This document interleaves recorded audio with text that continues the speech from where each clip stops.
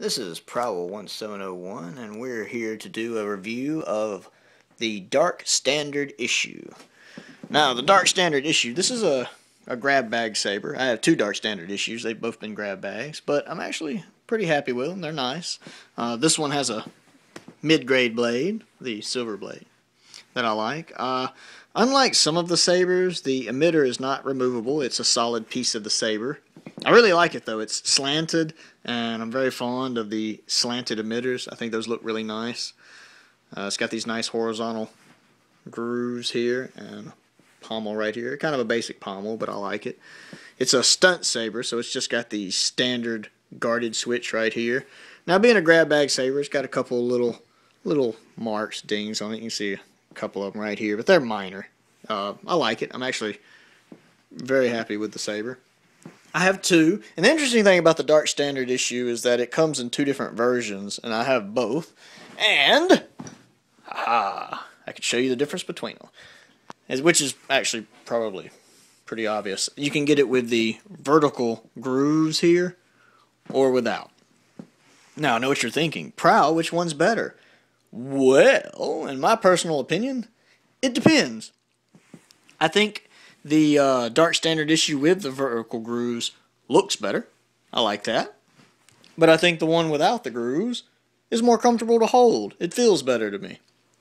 The grooves look fantastic, but when I'm swinging it around for an extended period of time when I'm practicing, it starts to irritate my palms a little bit, whereas then this one is much more comfortable to hold. You also notice this one I have an Ultra Edge because it's in Sunrider's Destiny. In Sunrider's Destiny in a mid-grade, in my opinion, just looks god-awful. But it looks really nice in an Ultra Edge. Whereas this one's in Guardian Blue, and Guardian Blue looks good in both. As you can see right here, this is Guardian Blue in a mid-grade blade. It looks quite nice. I'm very happy with it. Whereas then this is Sunrider's Destiny in an Ultra Edge, which also looks quite nice. I will not do Sunrider's Destiny in a mid-grade, ever. So, both stunt sabers, as you can see. And now, I'll go ahead and hand off the phone here and go over the sabers in a little more detail.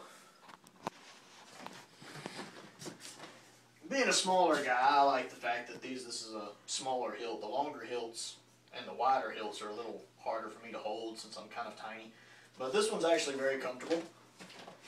I keep a 32-inch blade on it. Both of these have 32-inch blades. The standard size is a 36-inch blade, but I always request a 32-inch blade just because it's easier for me to use. It's more comfortable for me to use. Here it is in Guardian Blue. You can see the blade's actually very bright. It illuminates very well, much more so than, say, the Master FX sabers that you see in stores. These are much brighter. Much more fun to use. Some people only buy sabers with sound. I have several sabers with sound, but I can't stress how nice it is to have stunt sabers. They're actually really nice. I prefer to practice with them when I'm actually outside or inside, wherever I happen to be. I prefer to practice with these. I kind of get more caught up in the practice and less on the sound it's making. So,